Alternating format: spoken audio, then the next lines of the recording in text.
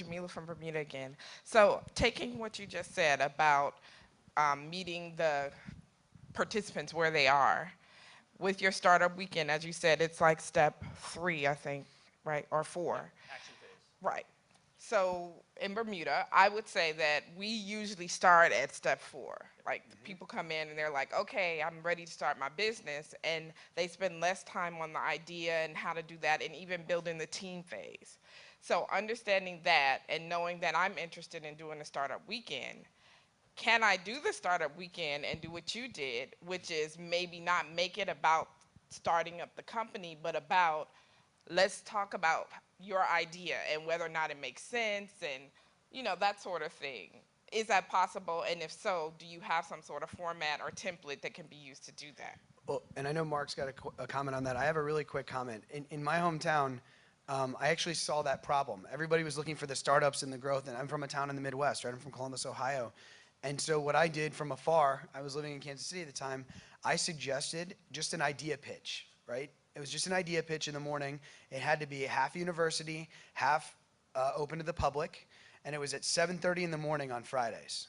So that's a self-selector in and of itself, right? If you're there at 7:30 in the morning on Fridays, you want to be there, right? So that was really important. All we asked for, we had a couple of people pitch ideas, some from the university and some from the public. Some were very small and like early stage ideas. Some were technology. We have PhDs who don't know a thing about business, as I've confirmed through this event, but have a fantastic technology. All we asked for is an ask, right? I'm asking for advice. I'm asking for money. I'm asking for team members. That's all we're asking for. Here's a really interesting thing. I really don't care about the outcome of that meeting, it's an hour and a half, it's coffee in the morning. It's free, not sponsored by anybody. But the first thing that I did was I scheduled the next one. And then I scheduled the next one, and I scheduled the next one. So this happens over and over and over again. And it starts to break down these, you're self-selecting into that morning, and it breaks down these, well, I'm afraid to pitch in front of people. I'm afraid to ask. And the best things that happen are people meet and start talking. Unfortunately, for us entrepreneurs in the room, this is unheard of because we just go make these things happen. Unfortunately, things like Startup Weekend, and that's just an example of an event, all Startup Weekend is an opportunity. Break it down to its bare bones. It's a room and some food, generally some beer because we need that, and telling people to come. People pay to come together. How crazy is that? People pay to come together. So people want to come together. What we need to do is create more opportunities, and you can set expectations for those kinds of events. It can be outside one night under a tree, right? It can be in a classroom. It can be at a business. It can be anywhere. All we have to do is set those expectations, and honestly, most people out there are just waiting for an invitation, right? And so I think you can utilize things like Startup Weekend or likewise to condition people to say, this is okay, it's going to happen all the time, it's common, we need it, and then you can use it for what you need to in that stepped graph. Absolutely. One of the things that you probably see missing here from any model that you have previously seen is the idea phase. Where's the idea phase? Now this comes back to a point I made in the previous days. But we have a responsibility to help drive the vocabulary of everybody in our community that's talking about organizing, creating these programs.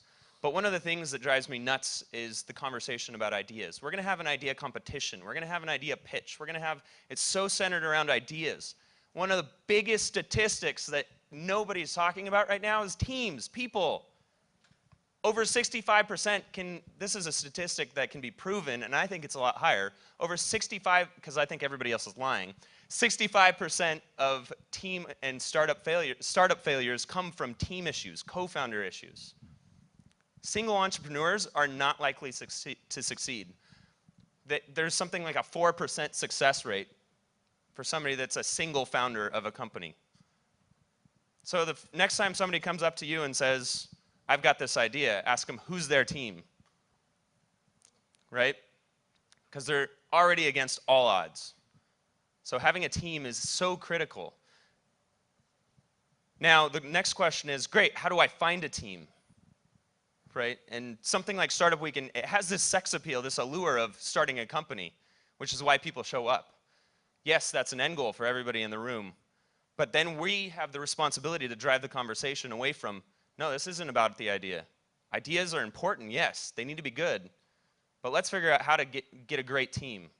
The ideas end up being a great validator for finding co-founders that are passionate about solving the same problems as you are. So finding a good team is about knowing somebody else that's almost more passionate than you are about solving a very similar problem. Now, if you guys are passionate about solving the same problem, you're likely to have very similar ideas. And those ideas then come together and they start to merge. You know, a couple different hunches evolve into what can become from a good idea to a great idea. That's the power of having a great team, having people with complementary skill sets, not the same. And so, doing back to more directly to your point, what are some of these other programs? Actually, there's a model out there, co-founder dating.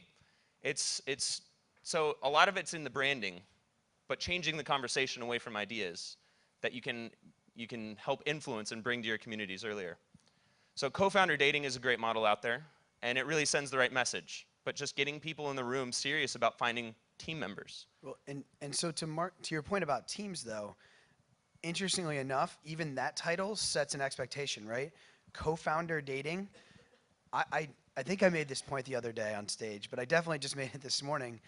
Co-founders and entrepreneurs, the founders are really important, but you know what's really, really important? A workforce that is ready to work for startups and entrepreneurial firms, right? So Miha Baldwin is a friend of ours from the US, and he grew up in San Jose. And he tells this story of like every 18 months he remembers his mom getting a new job.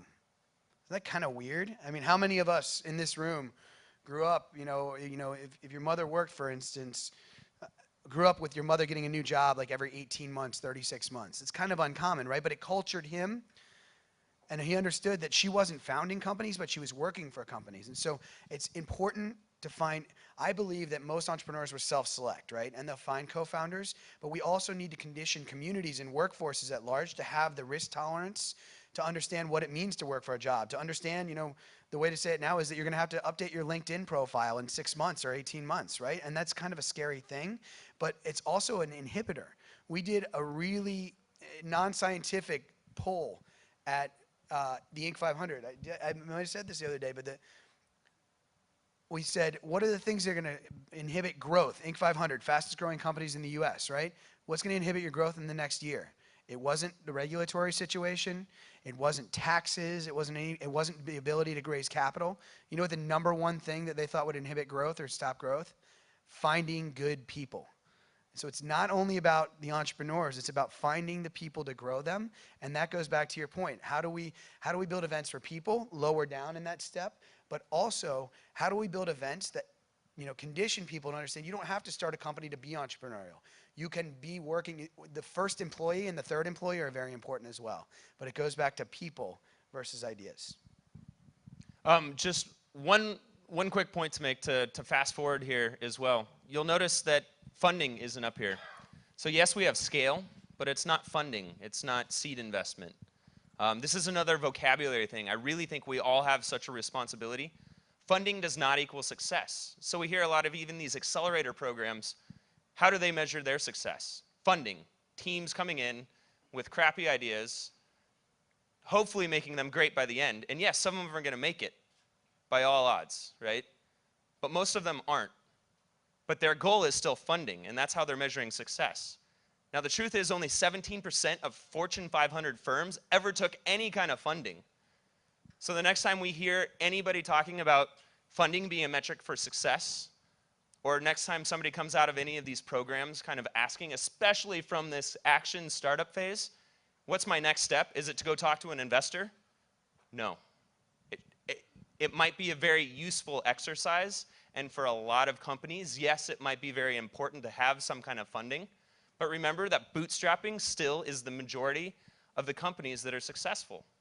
And it's a very, very important part. If we're developing programs where we're eliminating risk, giving funding to teams and ideas that are so early stage that they are taking no risk, it's a subsidy. It's a handout. They're not going to go through the true entrepreneurial experience and journey of what it's like to come home and worry about putting food on the table, hiring a team, how to grow that, and having those challenges. If we make it too easy for people as well, that's a big conversation we have the ability to influence. So anyway, I had one more to bring it all back together with the slide. As we organize it's a whole week of activities, Global Entrepreneurship Week. One thing that I've seen be very successful is putting all your activities in context like this, so there's a story. So everything towards the beginning of the week can be focused on more the inspirational, and that can evolve throughout the rest of the week. And that's a very easy thing to communicate. And then you can target different audiences for different times and help everybody understand where they fit within not just the week, but the entire ecosystem. And you can keep that conversation going throughout, so that when they come out of the inspiration phase, they know what the next step is. They know who the next partners are, the next events, the next programs, not just that week, but for the rest of the year. Do we have time? How are we doing, Jonathan?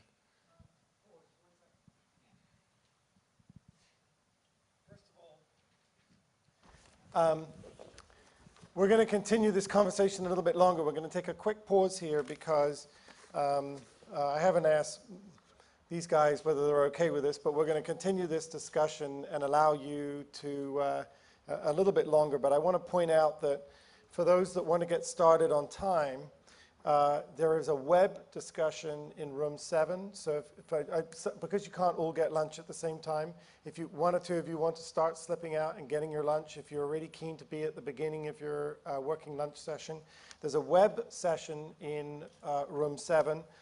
Startup APAC will be in room 10. Some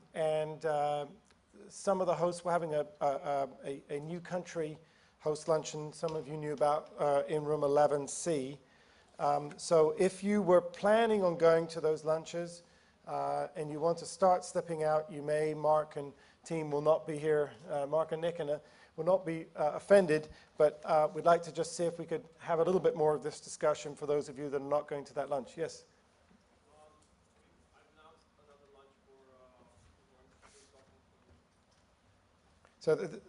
So we've also proposed a lunch for people who want to talk about working with universities and providing universities with support for entrepreneurship. And I just wanted to see if there's anybody interested so that we know if we stay here or go somewhere and begin the lunch. Okay. So those of you will be having lunch in room 8, Lucien, room 8, okay? So if you want to know if you're going to the university lunch, you'll be in room 8. What we will do is we will, since it was so overcrowded and people couldn't get in yesterday, if you want to convince these guys to join you for lunch further after this, they've got to eat anyway.